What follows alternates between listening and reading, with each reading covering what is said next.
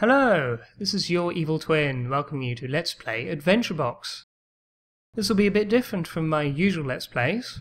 I normally tend to do violent science fiction shooters, but in this case I'm doing a voxel-based RPG maker. Now, why am I doing that? Truth is that I'm actually involved in Adventure Box's development. I recently got a job with Happy Landlord, an indie game developer based in Sweden and France. Although now that I'm with them, I guess they're also based in Britain. And yeah, Adventure Box is the game that we're working on. It's still in very early alpha stages at the moment. The game's nowhere near finished, but you can already give it a try. If you go to adventurebox.com, there's a little box you can type your email address in, and yeah, we'll send you an alpha key and you can become an alpha tester. Now, how does Adventure Box work? Well, it's voxel based, which means that the world is made out of blocks, similar to things like Minecraft, Cube World, Unturned, that sort of thing. And it's an RPG maker. You use it to make your own role-playing games. Unlike Minecraft, you don't have to make everything block by block. Instead, there's a huge library of houses and towers and trees and castles and ships, all kinds of stuff. And yeah, you can just click on those things and plonk them into your world and create an entire village in minutes. Yeah, you can create characters, give them dialogue, design quests, insert monsters and enemies, choose their stats. So yeah, you can create your own story and create your own adventure. Now the really clever thing is that Adventure Box plays in a browser. You don't have to download or install anything. So once you've made your adventure, you can just copy the web link and share it on Facebook or Twitter or on a forum, and other people can just click on your web link and start playing in your world. So yeah, let's give it a try. Let's create something. Yes, Evil Lands. And yeah, I don't think... you know, I'm not terribly good at this yet, so yeah, you must have done something terrible to end up in this desolate place. Now, yeah, you can see there's various options that we can adjust, including gravity. I'll increase the view distance. There we go. Now, look at all those options. We can make our world volcanically active, we can choose whether it has plant life or not, we can choose procedural paths and procedural streams. I think procedural streams are, you know, streams of water that will flow down the landscape according to the shape of the terrain, which is pretty clever. And yeah, you can set the frequency of mountains and caverns, you can mess with terrain altitude and water level, mineral depth, temperature, you know, atmospheric temperature, humidity. So yeah, you can get really in depth about creating a world if you want. Yeah, you can change it so that grass isn't the sort of standard thing covering the ground. You can instead cover the ground in mud or granite or snow or pretty much any type of surface that exists in the game, if you want to create something really weird looking. So we'll stick with grass. Let's see. Yeah, so many different options that you can tweak. Substratum element, igneous rock element, volcanic pool element. We've actually got 3 different types of lava, which is nuts. Molten granite, molten glass, molten sandstone. So yeah, Adventure Box has physics. You know, water voxels will freeze in very cold conditions, and they'll boil in very hot conditions. And yeah, rocks, if they're melted, will turn into an appropriate type of molten rock. Yeah, can mess with the day-night cycle, change day lengths. You can do a custom sky, custom stars and constellations if you want. Yeah, you can mess with the sun intensity, the radius of the atmosphere. Yeah, you can get pretty involved in that if you want. So yeah, welcome to Evil Lands. So yeah, it is now generating my world based on the specifications. And I think it started me off in the middle of the ocean. That's not terribly useful. Let's get to some dry land and start building stuff.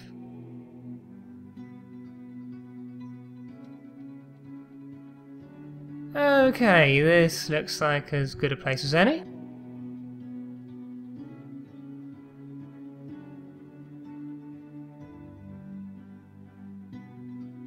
So let's see what we can make.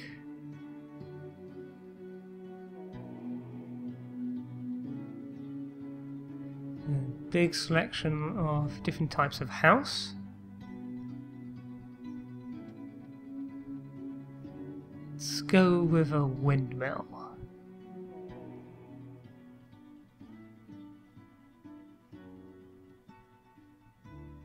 Does take a little while to load up.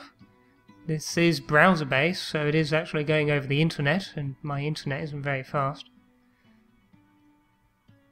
So yeah, can we take this 3D model of a windmill, get a little preview of what it'll look like in the game, and yeah, can actually adjust the colours of the various parts. So yeah, I can pick any of these things here, and yeah, let's change that to green. There we go. Yeah, I think I'm happy with that. Oh, that's actually bigger than I was expecting. I should have gone with the smaller windmill. Oh well, no worries. So let's plonk that down here. Rotate it.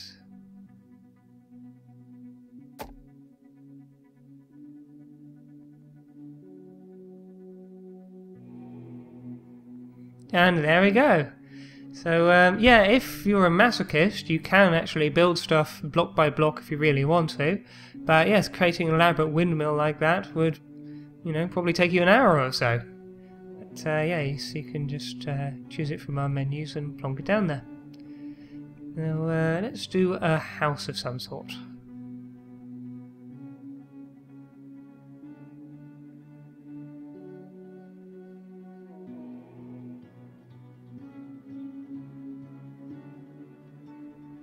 Yeah, this wasn't really the best place to build, was it? This is quite a small little outcropping of land. Anyway, yeah, I think I'll load up another world that I made earlier. Now, I called this land the Zone, in reference to the zone from the Stalker games, the Chernobyl exclusion zone.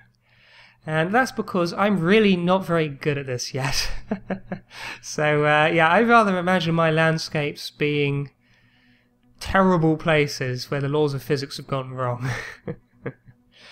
That said, I rather like how this forest turned out. I think that's coming on quite nicely. Yes, I decided to stick a ship here, beached in the middle of nowhere, next to a tiny pool of water. And you can see I put some characters on the ship. A lady and a lady pirate and a bunch of guards. And yeah, I wanted to suggest that they'd been unloading the ship, so put a bunch of crates and barrels there. Not very imaginative, I know. Every game ends up having to have crates in it.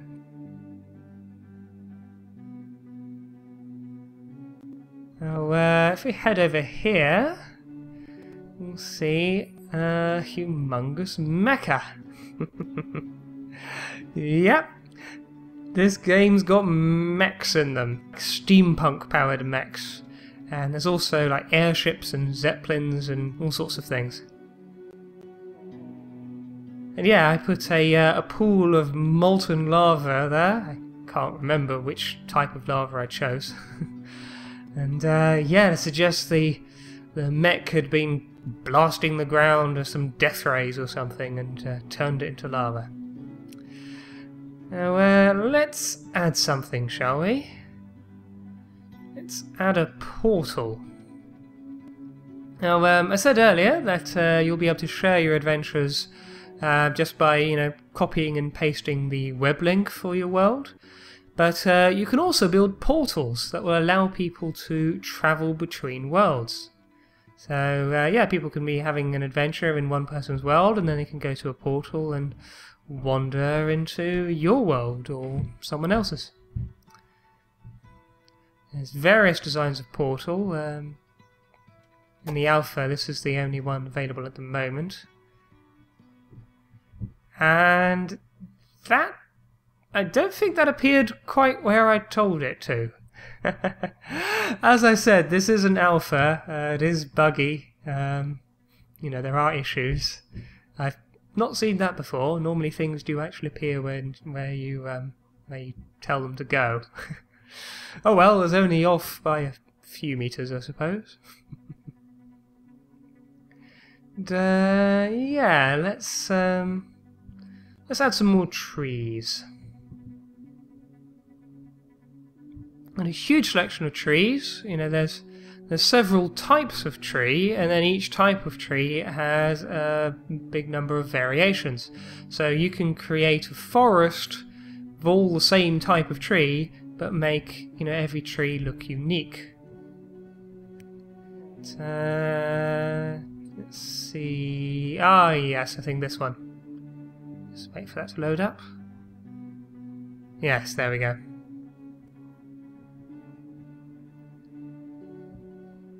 I do apologise for the loading times bringing in objects. My internet isn't the best.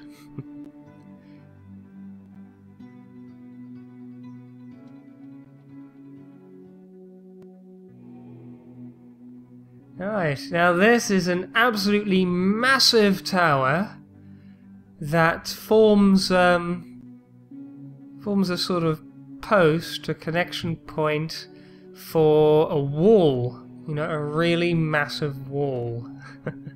So, yeah, if you want to recreate Game of Thrones and have your own wall against the White Walkers, then yeah, we got you covered. So, yes, in components we can find the relevant wall section. Here we are.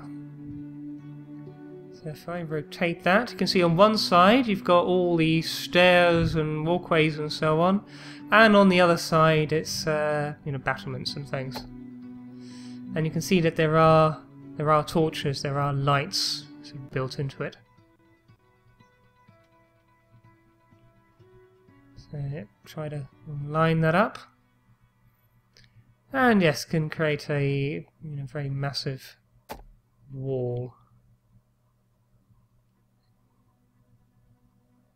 There we go.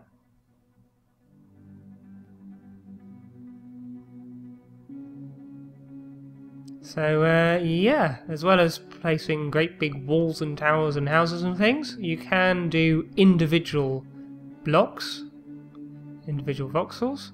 So yeah, let's create a bit of land here. You can drag to create an area. You don't have to do it block by block. You can do a whole bunch of blocks at the same time. Yeah, I'm just raising the land here.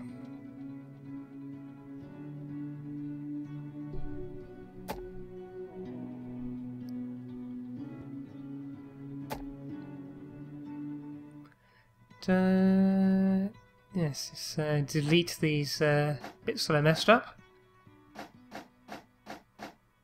There we go. Oh, I think I misjudged the scale of that. That section of land is a bit small. That seems to be a general problem that I'm having. I haven't quite gotten to grips with the scale of everything yet. So yeah, this is the most awkward house ever. Try to get in there. Let's delete these blocks here. At least make it so that there's a place for someone to actually walk. But yeah, I don't think I'll be keeping this world after this.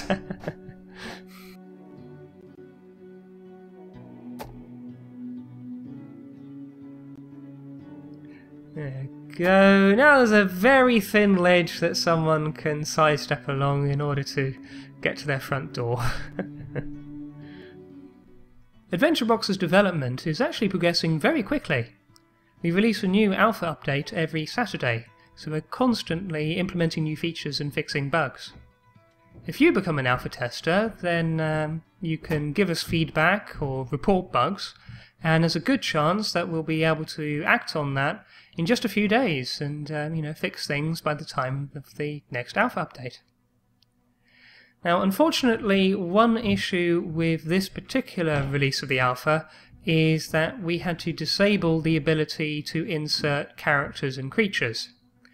I was looking forward to creating a village and a port and having a whole bunch of people and dock workers and that kind of stuff. But yeah, we had to disable that for this release because there was an animation problem. But that should be sorted in the next week or two. Oh, that's not very good. So yeah, I'm trying to create a sort of land bridge here. Let's delete that. And you know what? Even though I've made a land bridge, I'll insert an actual proper bridge as well. Which doesn't make much sense, but you know, it's a thing to insert. So yeah, various different types of bridge. I'll go with this one because it's got some lights on it. Oh, once again I've misjudged the scale of things. Yeah, rather than that being a useful bridge from one side to the other, instead the bridge itself actually completely obstructs the path. So yes, that bridge is completely useless. Yeah, I think I'd better give it a rest before I make this world any worse for its inhabitants. But yes, thanks for watching. Adventure.